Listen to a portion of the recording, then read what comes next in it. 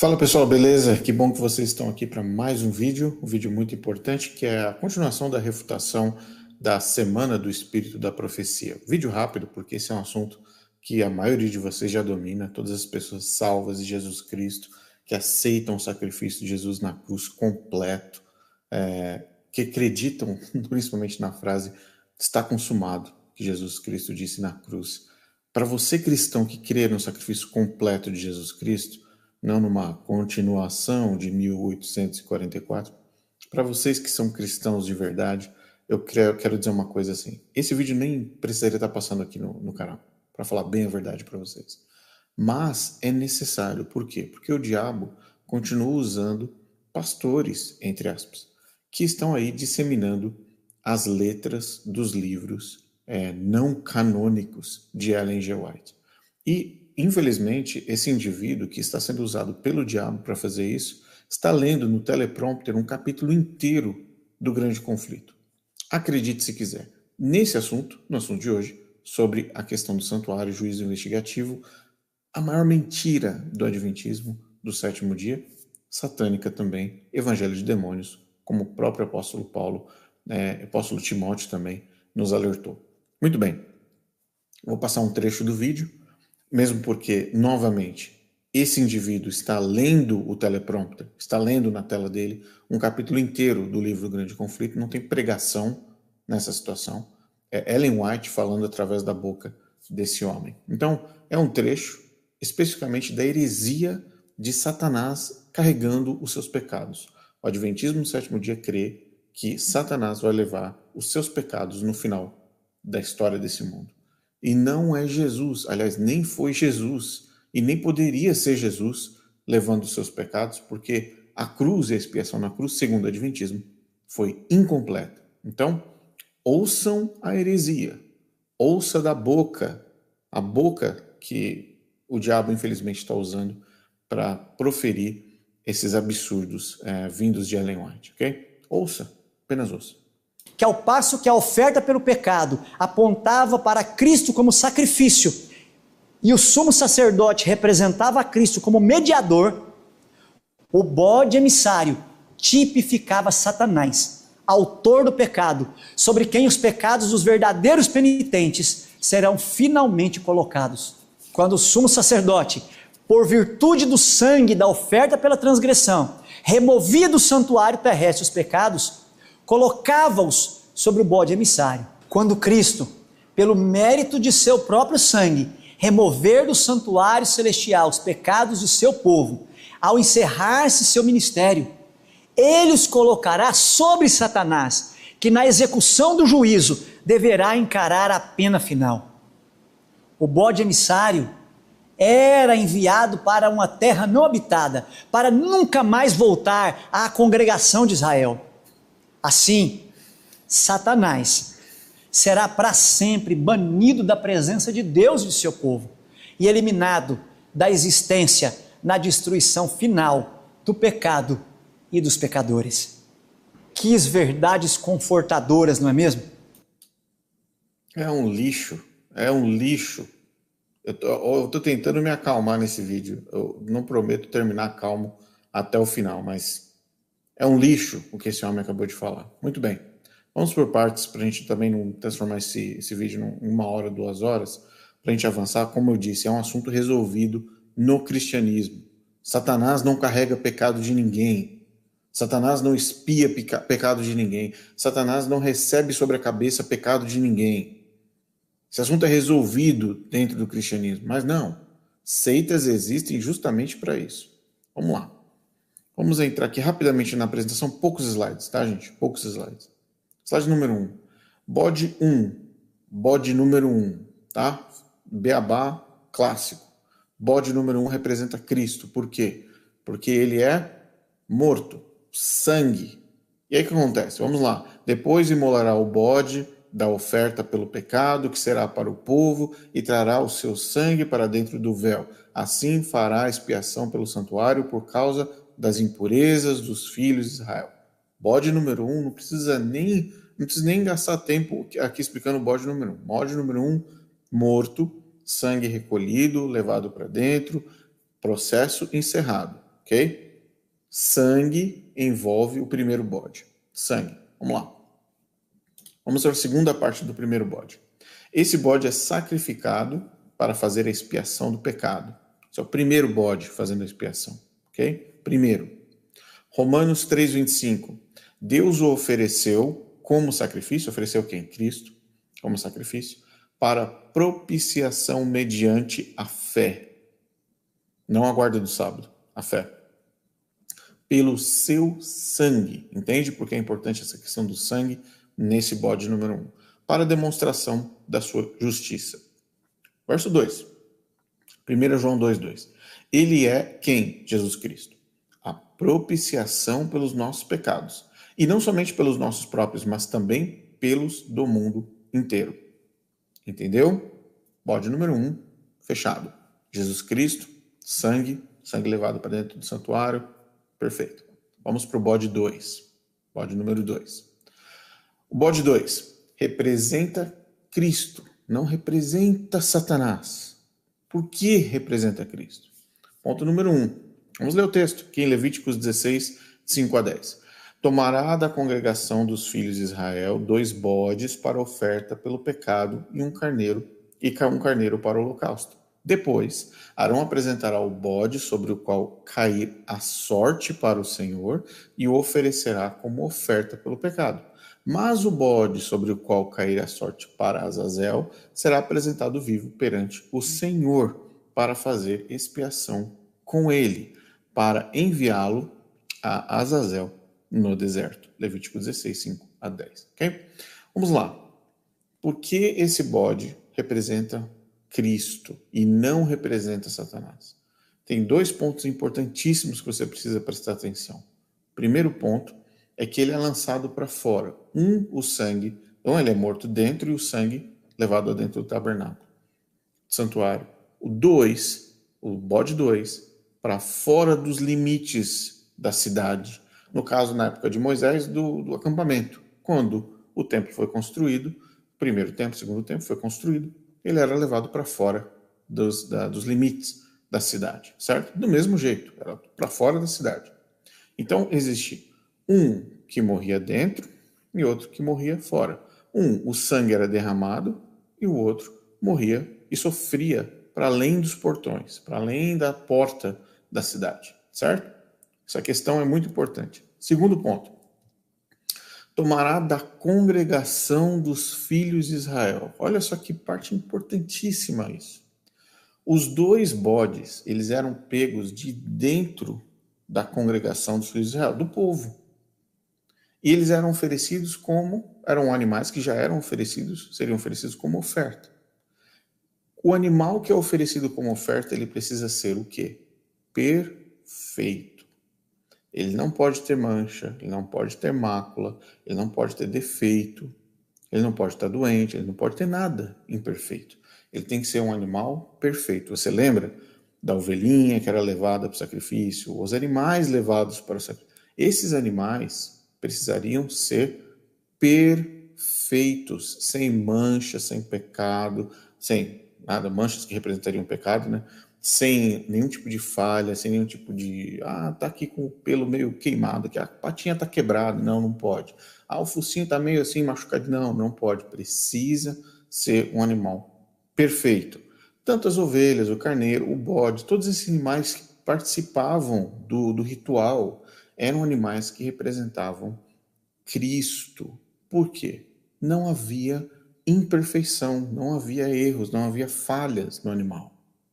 Então, o bode, ambos os bodes, como diz o verso, tomará da congregação de quem? Dos filhos de Israel, animais perfeitos. Portanto, Satanás não pode ser representado por esses animais, porque os animais representavam a perfeição, eles eram perfeitos para a simbologia, para o próprio ritual do santuário.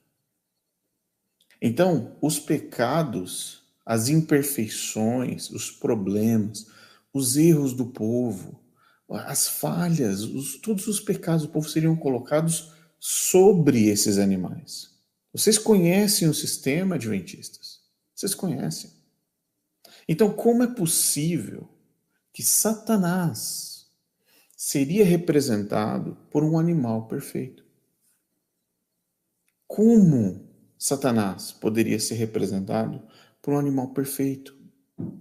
Você entende a profundidade? O cerimonial do santuário, gente, principalmente para os adventistas, o santuário e o ritual do santuário não tem como se adaptar às loucuras de Ellen White. O ritual do santuário não tem flexibilidade para ficar se adaptando às sujeiras teológicas do adventismo. Okay? Então, ambos os bodes perfeitos, animal perfeito não representa o diabo. Animal perfeito não representa Satanás. Animal perfeito representa Cristo. Ok? Então, bode número 1, sangue derramado, Cristo. Animal número 2, longe, fora dos limites da cidade, e um animal perfeito, sobre o qual cairiam os pecados para expiação do povo, das pessoas. Entendeu, Adventista? Conseguiu compreender agora? Por que é importante você considerar a literalidade do ritual quando você vai aplicar as loucuras de Ellen White para você saber onde o diabo fala e onde a Bíblia fala. Tá bom? Então, por enquanto, o diabo estava falando na boca desse pastor. Agora é a palavra de Deus que está falando. Vamos deixar a palavra de Deus falar então. Hebreus 13, 12. Por isso também, segundo o bode, representa Jesus. Lembra que foi enviado para onde? Para fora da cidade, para fora dos limites da cidade, para sofrer fora. Vamos lá. Por isso também Jesus, para santificar o povo, pelo seu próprio sangue, sofreu fora da porta. Compreendeu? Hebreus 13, 12. Animal perfeito, não pode representar Satanás. O animal foi enviado para fora. Vamos lá. Todos nós, tal como ovelhas, nos desviamos, cada um de nós, e se voltou para o seu próprio caminho, e o Senhor fez cair sobre ele a iniquidade de todos nós. Cristo fez cair sobre ele a iniquidade de todos nós. Sangue e os pecados foram colocados. Houve sofrimento, porque o bode sofria longe e morria fora dos limites da cidade. Compreendeu? Vamos exemplificar agora com uma imagem. A imagem você já está acostumado a ver. Tem dois bodes ali, simbolizando, ilustrando. Bode número 1, Jesus, sangue derramado. Bode número 2, Jesus, levou os pecados e morreu fora dos portões. Ambos os animais, repito, ambos os animais perfeitos. Perfeito. Satanás não representa a perfeição. Satanás não representa animal puro, pronto para ser sacrificado. Correto? Muito bem. Próximo. Vou aumentar aqui na tela rapidamente para vocês. Mapinha rápido da cidade, tá? Aqui está Jerusalém, seta vermelha é onde está o templo, onde ocorriam todos esses cerimoniais, correto? Na seta roxa, você tem a área externa da cidade, onde Jesus passou pelo que nós conhecemos como Via Dolorosa, aquela via, aquele caminho até chegar onde está a seta verde, o Gólgota, o Calvário, onde Jesus morreu. Então eu pergunto para você, Adventista, onde foi que Jesus morreu? Ele morreu dentro da cidade? Ou ele sofreu todas as mazelas, levando e carregando sobre si as mazelas do nosso pecado? E aí ele carrega sobre si os nossos pecados para fora da cidade. E ele morre aonde? Fora da cidade. O sangue é derramado, a expiação é completa, e o Cordeiro, que é Cristo Jesus, que tira o pecado do mundo, morre fora da cidade. É a representação de ambos os bodes. Ambos, bode número 1, bode número 2. Compreendeu? Vamos avançar então. Quem então é Satanás? Por incrível que pareça, nós temos que explicar para o Adventista quem é Satanás. Explicar para o Adventista que Ellen White movida por um espírito maligno, demoníaco, após a decepção de 1844, criou essa palhaçada chamada juízo investigativo, essa palhaçada teológica do Adventismo do sétimo dia. Vamos explicar quem é Satanás. Satanás é o quê? É o acusador. Ele não é o redentor. Leia no texto preto, Apocalipse 12:10. Então ouvi uma grande voz do céu que dizia: agora é chegada a hora de salvação. Agora é chegada a salvação. O poder, o reino do nosso Deus e a autoridade do seu Cristo, pois foi expulso o acusador dos nossos irmãos. E o mesmo que os acusa de dia e de noite diante de Deus. Então quem é Satanás? É o acusador, ele não é redentor. Satanás é acusador. Muito bem. Somente Cristo cumpre o papel de sacrifício e expiação. É óbvio isso, você sabe disso, não sabe, adventista. Mas lá dentro da igreja adventista você bate palminha quando o diabo fala que o Satanás é o corredentor, que ele vai carregar sobre si os pecados. Você aplaude, você diz amém. Vamos dizer quem é Cristo. Cristo cumpre o papel do sacrifício. Vamos lá, 1 Pedro 2,24. Ele mesmo levou em seu corpo os nossos pecados sobre o madeiro, para nós, mortos para os pecados, vivamos para a justiça. Por suas feridas, vocês foram curados. Hebreus 9:28, Cristo tem se oferecido uma vez para sempre, para tirar os pecados de muitos. Então ele não tirou o pecado uma vez, aí ele pega os pecados do mundo, leva para um santuário celestial, suja, empodrece, ele deixa tudo encardido no santuário celestial, ele suja, Jesus traz todos os pecados. Ele fica lá no meio da lama, da sujeira, para ele depois pegar tudo aquilo ali, colocar num saco e jogar em cima da cabeça de Satanás. É esse o processo da expiação. Esse é o processo da expiação adventista. É isso que o adventista acredita. Não, aí você chama de seita, eles não gostam. Hebreus 9:26. Ora, neste caso, seria necessário que ele tivesse sofrido muitas vezes desde a fundação do mundo. Agora, porém, ao se cumprir os tempos, se manifestou uma vez por todas para aniquilar, repito, aniquilar o pecado. Pelo sacrifício de quem? Do diabo? Pelo sacrifício de quem? O seu e o meu? De pessoas imperfeitas? De seres imperfeitos? Não. Para o pecado, aniquilar o pecado pelo sacrifício de si mesmo. Certo? Muito bem. Por último, só para a gente fechar aqui e deixar a palavra falar mais alto e limpar o ambiente da voz do diabo através da boca desse pastor. Vamos lá. Vou colocar a última parte, mais uma mentira para você. Isso que a oferta pelo Vou avançar aqui para o final. Olha o que ele fala. enviado para uma terra não habitada, para nunca mais voltar à congregação de Israel. Assim, Satanás será para sempre banido da presença de Deus e de seu povo e eliminado da existência na destruição final do pecado e dos pecadores. E eliminado da existência na destruição final do pecado e dos pecadores, seu povo. E eliminado da existência na destruição final do pecado e dos pecadores. Eliminado da existência. Eliminado da existência. Aí você já pode ligar os pontos, porque nós estamos falando de adventismo, certo? Adventismo, aniquilacionismo, isso rima. E aí vem o aniquilacionismo da alma, o aniquilacionismo do diabo, o aniquilacionismo da besta, o aniquilacionismo do falso profeta. Todo mundo é aniquilado. Todo mundo é aniquilado. Esses caras falam de verdade, inspirados pelo diabo. Por quê? Só o diabo ia querer ser aniquilado de uma vez por todas, ou sofrer um pouquinho ali, pegar um foguinho ali, depois acabar, encerrar o assunto dele.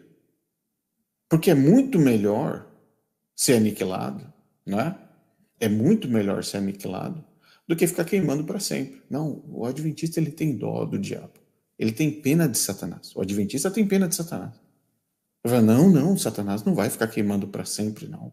Isso é muita maldade. Já pensou? Satanás, o diabo, seus anjos, os demônios, a besta, o falso profeta, todo mundo ali queimando para sempre. Que maldade! Como é que Deus pode fazer um negócio desse? Nem está escrito em lugar nenhum que Satanás vai queimar para sempre. Não é, adventista? Pois é. Não está escrito em lugar nenhum, né? Apocalipse 20, 10. E o diabo, que os enganava, acusador, lembra? Enganador. Foi lançado no lago de fogo e enxofre, onde estão quem? A besta, o falso profeta. E o que vai acontecer com eles, adventista? Lê a palavra de Deus. E de dia e de noite serão atormentados para todo sempre. Peraí, para todo sempre? Aqui não está escrito, peraí, deixa eu ver se está escrito aqui, aniquilados da existência. Não está escrito. Vão sofrer, queimar um pouquinho, deixar no churrasco bem passado e, pum, sumir. É isso que está escrito aqui? É isso que está escrito aqui, adventista? Como que está escrito em Apocalipse 20, 10? Povo da Bíblia. Ah, está escrito que o diabo que os enganava foi lançado no lago de fogo e enxofre, onde já estão a besta e o falso profeta. E de dia e de noite serão atormentados para todo sempre. Mas meu pastor adventista me conta uma história diferente. Que eles vão ser eliminados, exterminados. Aí eu te pergunto, para a gente fechar esse vídeo, 21 minutos. Eu te pergunto, imagina você num hospital com alguém que você ama, perdendo alguém que você ama. Imagina você à beira de uma cama de hospital, perdendo alguém que você ama. A dor da morte e o causador disso. Imagina o causador disso sendo aniquilado. Imagina o grande arquiteto do mal sendo aniquilado. Aí você fala assim, não, mas Rodrigo, é uma questão de vingança. Isso é vingança, você quer se vingar contra o diabo. Nós, adventistas, não pensamos dessa forma. A punição eterna, que está aqui em Apocalipse 20, 10. Nunca se esqueça disso. A punição é proporcional a quem esse ser lutou contra.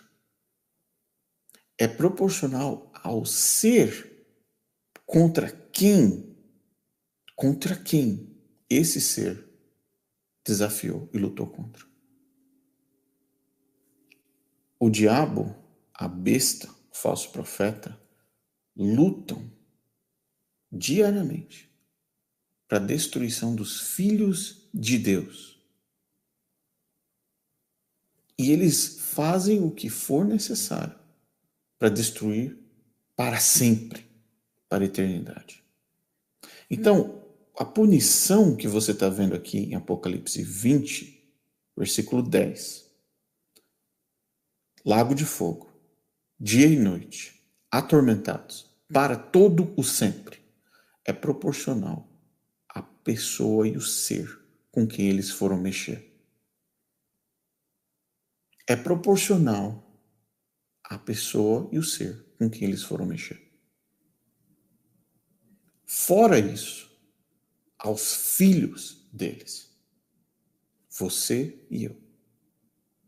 Então, quando você olhar para um adventista do sétimo dia, passando a mão na cabeça do diabo, passando a mão na cabeça dos demônios, passando a mão na cabeça da besta, passando a mão na cabeça do falso profeta, dizendo, eles vão ser aniquilados, não vai ter fogo eterno. Inferno? Não tem inferno, não. Indo diretamente contra o que está escrito na palavra de Deus. Quando a gente avisa, o adventismo é um centro de evangelhos falsos, falsa profetisa, falso Jesus, falso evangelho, falso inferno. Vocês, às vezes, duvidam. Então, mais uma evidência. E mais uma refutação simples. Porque a palavra de Deus é viva, é eterna E contra essa voz do diabo que estava dentro desse pastor, basta apenas a palavra de Deus. Mas a gente vai continuar. A gente vai continuar. Vem mais por aí. Fica ligado. Até a próxima e a gente se vê.